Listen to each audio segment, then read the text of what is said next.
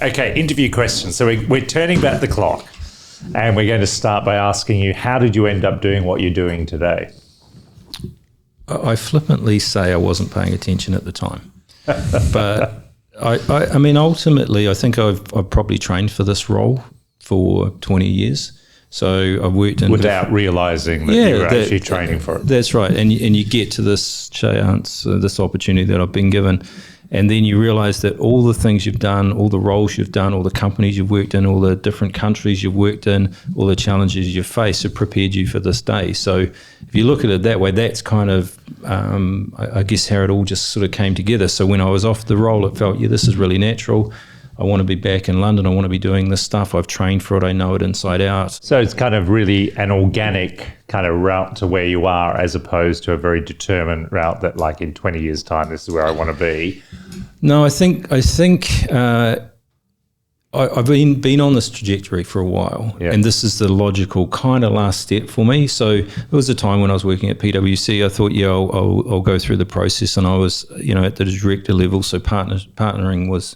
being a partner was the next sort of step, but that organisation didn't really quite fit with how I like to culturally operate. So smaller companies where you can be more impactful, have more of a voice, and quite frankly, just get stuff done. And have a laugh. I mean, you guys, you've got a great team. You're all ripping the shit out of each other. I love you as clients, that we can write emails to each other and we don't have to say, hi, Darren, how are you? I do hope you're well. I've been working on the accounts. It's literally like, what the fuck happened on Tuesday, man? And you guys all just ripping into each other, and I get to join in, and I'm like, I love this shit. What's your long-term goal? Sex, drugs, and rock and roll. Yeah, that's been done. Darren, you disappoint me. It's ticked all those boxes. It's still alive. I think ultimately, it's the story about trying to be impactful and leaving things better than I found it. Hopefully I've made it an impression on my profession. What's most misunderstood about your job? Well, I kind of got two jobs. So obviously running the company here, and one of the parts of that is as a startup in an existing company, so a 20-year-old company that's doing a startup in a different region. So you're kind of that chief everything officer when you start. So you're doing everything. So I think that's pretty tricky. Certainly was hard work last year. So, but obviously, as we're starting to settle into business in this part of the world, it's getting easier. I think the other part of the role I do, which is consulting, so going into firms and talking to them about some of their challenges and offering solutions and working through that and delivering it and proposals and all that sort of stuff. I think balancing those two sort of hands-on, day-to-day tactical stuff that I have to do to bring money in the door and win clients and attract brands and all that sort of stuff, plus trying to step back on the business, look at the strategy, where are we heading, making sure that all the levers around pipeline and resourcing. Isn't that what's most difficult for you? Is that what's misunderstood? What people don't realise that's what you're doing? Or what do people think you do, Darren? They often ask me that. And what's the biggest problem facing your business? It's a tricky one. I think it's just that balance of attracting the right talent, keeping the right talent excited and interested in what they're doing, finding the right sort of clients that will build on the knowledge and expertise that we have. Making sure that we're profitable and getting all that sort of stuff right every day. And it's sort of that algorithm that you're trying to constantly work through to get that balance right, and make sure that you kind of keep everything on track, really. And are you doing anything about climate change? Climate change is an interesting one. I mean, it's using public transport, paperless office, remote working, kind of ticking those boxes, which are, I guess, ticket to the ball stuff these days. The other thing that I'm starting to look at now, which is if you think about when you're running software, it's running on a CPU, and CPU's consuming power. So if you're running inefficient software, it's going to consume more compute. Therefore, it's going to consume more power. So if there are ways of factoring in how we can not only test that the software functionally works or performs as expected, but review its energy use. but look at how it's doing. Maybe database queries, where are they efficient, and or are they spinning up a lot more compute than they should? Server's getting too That's hot. that's right. So thinking about those sort of consumption issues. I bet underneath that's the kind of thing that if you analyze the server room and you did it properly, you'd find out that you could chop their energy use by like 50, 60%. I think like some huge margin you would find if you could work out how to, it'd be highly complex to do, but share processing power better and reduce like bad code, because half of it's bad code, isn't it? Well, there's a few things. So, one of the things, I think 1% of the world's energy consumption is data centers. Yeah, So I think it's that- only interesting. 2%. Yeah, It's it a might be huge higher. amount. So there's that. Then when you're testing, you are spinning up environments that kind of look like production, the end user environment. They consume compute. Now, if they're up, the server's running all day, 24 hours, 7 days a week, whatever, that's consuming. Even when it's idling, it's still consuming compute. Well, you kind of want to move to environments on demand. So only when you need to test something do you fire the environment up, run your test and shut it down. And then it's dormant, not consuming any compute. So it's that kind of smart thinking that I think if everyone starts to chip away at that, it will make a bit of a difference. You ever fucked anything up, Darren? You fucked anything up in this wonderful career of you? Yeah, it's an interesting question. I've worked with someone that didn't share my values, and that was a disaster. Worked closely in Very, very closely. What are your values and what were their values? Well, didn't treat people particularly well. That's one of yours. Yeah, no, that was him. So I spent all this time attracting people and couldn't quite work out why they were leaving.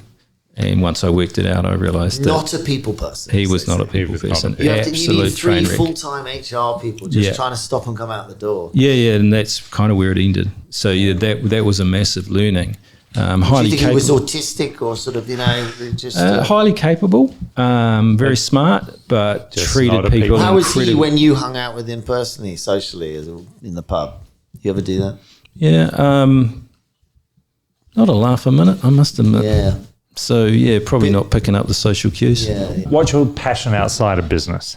Well, I like classic cars, so I'll probably go to the London Classic Car Show tomorrow or the next day. Do you own any?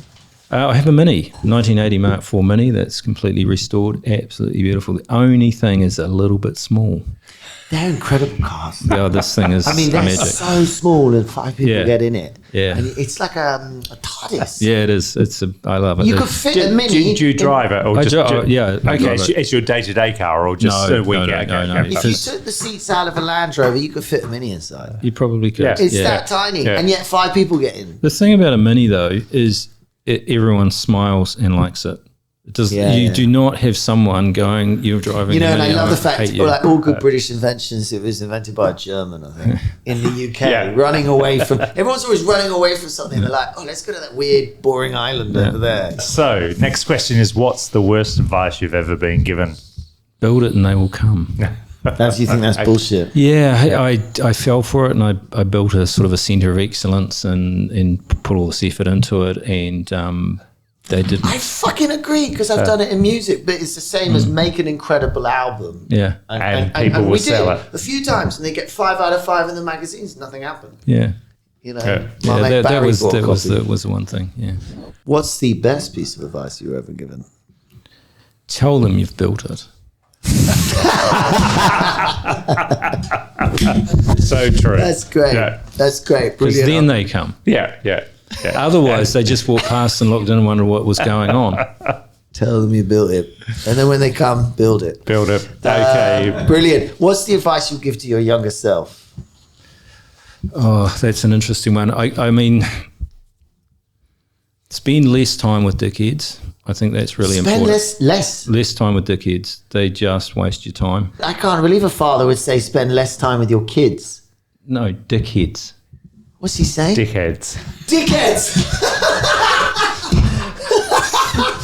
My Kiwi is really shit. It's really Thank you, Simon, for your interpretation. Andy, what don't you understand about why he's So just... last time with dickheads. Yeah. I was absolutely blown You away. thought he said I thought with you were the about to kids. blow me away. I thought maybe it was going to be really honest. Like, don't believe the bullshit. Yeah. And you know what? The next sentence made sense. They waste a lot of your time. They do. My kids waste all my fucking time. They're like, my kid wouldn't let me down the stairs this morning. I was fucking late. I needed to go. No, don't you. I have to go first, he said. And I said, I fucking got to go. Then he had this tantrum on me. I was like, I'm going to drag you fucking down the stairs. Then he was screaming more. Anyway, sorry. Do carry on. So I don't have any of those problems. No. No. Yeah, So I think it's about people that kind of have hidden shallows, painted on, not really authentic, don't have an original opinion. I don't have time for those, and I have wasted time on those sort of people. Recommendations on what to read, watch, or listen to. There's a podcast I've been listening to which is called Leadership Decanted or Decanted Leadership by a guy. Leadership dickheads. Yeah, there's plenty of those. Would you like? Yeah. So essentially, a couple of guys in Australia who have this podcast, and they talk about leadership, and they do it over a glass of wine. Very nice. And they talk about the wine too. They do talk about Decanted. the wine, so that's really good. So guy Oury Butler and Paul Garcia. And when they have bad wine, does the conversation not go as well? It's not obvious. That would be funny. Yeah. So that brings us to the favourite part of the show. Very good, Darren. This is the business versus bullshit quick fire round. Are you ready? I am. D, cue the music.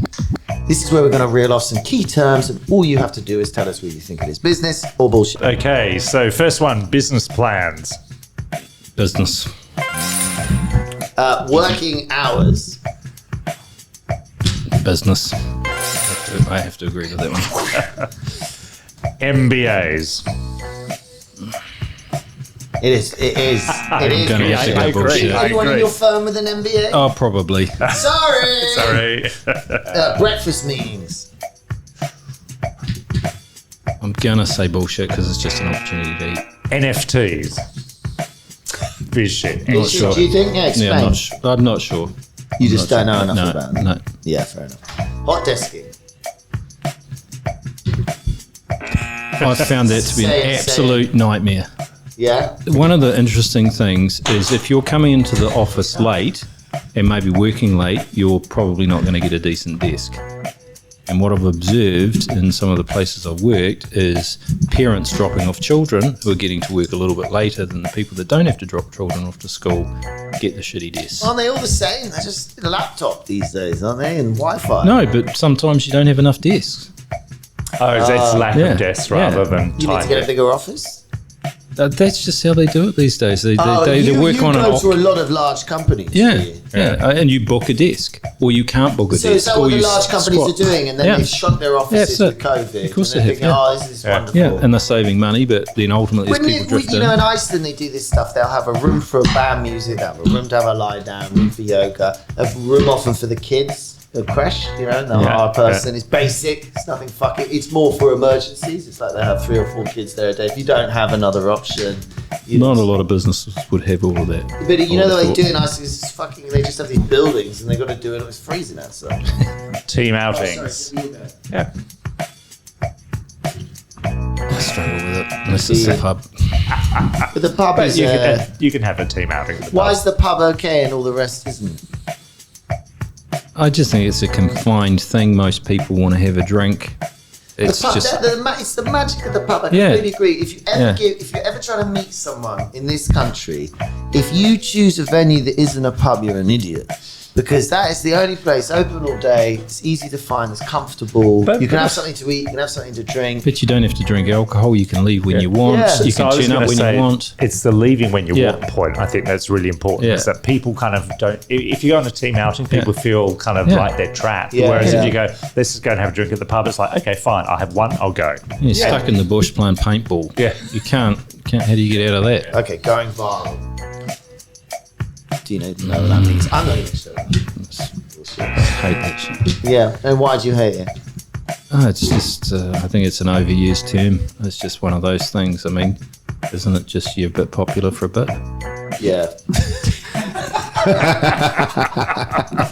And then you're not? Everyone's So got you're 5 going minutes in. unviral? Yeah. So most of the Like time you're... COVID. COVID, it became very popular. Now it's not so popular. Mostly unviral. Most people who go Great viral answer. don't really want to. Here's an interesting one: microdosing. Do you know what that is? Small doses of Small- hallucinogens. Highly recommended. LSD for therapy and other reasons. Well, they do it in Harvard, so it's 1/10. Yeah. It's definitely not business, but it sounds like fun. Okay, good. Bullshit, yeah. excellent. Flexible working. Yeah, I think that's good. That's Yeah. where we are these days. Nice. Asking favors. I think that's business. It's just the reality of business, Yeah. asking favors. I agree. I'm going to ask the one that you threw away, which is Bitcoin. I think it's bullshit. Do you? Yeah. You not got any? No. That's why you think it's bullshit. Yeah. Universal income. Probably bullshit. Yeah. The reality is, I think that sort of grant or benefit should go to the needy, not necessarily everyone. Certain people grand a month won't make any difference to their standard of living. Other people, it's a game changer. So I think it should be Yeah, I proportion know. to the Well, right given people. where we are with tax systems, the Norwegians are good at this, and proportional fining, and Finns do this and stuff. It can't be fucking beyond the wit of man. We all got a national insurance number. We all have a tax amount. Just take that as a simple marker to say, do you pay fucking nothing? Or do you pay for it? I mean, just simple. Have like 3 levels or whatever, you know. Well, what I think is really interesting, I don't know what happened in New Zealand, but in Australia, effectively for the first part of COVID, they had universal income because if you had a job and it didn't matter whether you were doing 2 hours a week at the local bottle shop or you were the CEO of a company, you got exactly the same amount of money from the government for a period of time.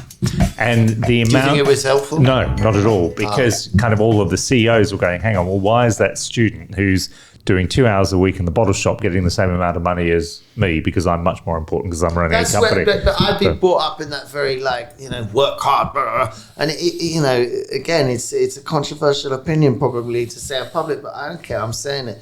You know, my anecdotal experience is that working hard doesn't solve the problem, but you don't get to fucking complain about shit if you're not trying hard. It's hard to equate, and obviously there's exceptions to those circumstances due to whatever reasons of an inability to work, but as a starting place, you've got to be trying hard. If you're trying hard and it's shit and it's not fair, anyway, do you know what I'm trying to express? Maybe not really. Don't whinge if you're not putting the effort in. Yeah, that's what I'm just saying. Yeah. I find that really difficult. And my anecdotal experience is my friends, and a lot of them are not my friends anymore, who and always have the government's fault, and then they fucking work 2-3 days a week, and they didn't work hard when they did it. And you're just like, oh, no one cares, but, it's just like not fair. It's like, fucking work fucking hard, I think it's all relative, though. Yeah. Certain people think they're working hard, but they're not really. And other my people dad are not always working told me hard. to work hard. And when I was little, I said, well, I remember him bursting out laughing. I must have been 10. I was like, Dad, you've been saying this to me my whole life. What do you mean? He's like, I go to school. They tell me to do stuff. I do it. What more do you want me to do? Do it harder. And he burst out laughing because I could see he was like, that's a fair point. And he was like, well, you've got to, give it your all and stuff like that. And I'm like, I'm tired. Sometimes I give it my all if I'm interested. Sometimes I couldn't give a fuck. And then I see he can't stand sport, and I was like, I can't give it my all in sport. And he was like, no, me neither. And it's like, it's such a what does work hard mean? But I think work hard really means get on with it. Just get on with it. Don't get up early. One of the best. If someone's telling you in their life they can't get anywhere, ask them what time they're getting up. Often it's like, 9 or 10, and then it's like, right, start getting up at 6. You're fine. Shit happens because you're pissed off at 7 a.m. that you're up. And they'll be back in bed by 10. Yeah, the day as well. So that's it. That was the end of the quick fire round. Thank you, Darren.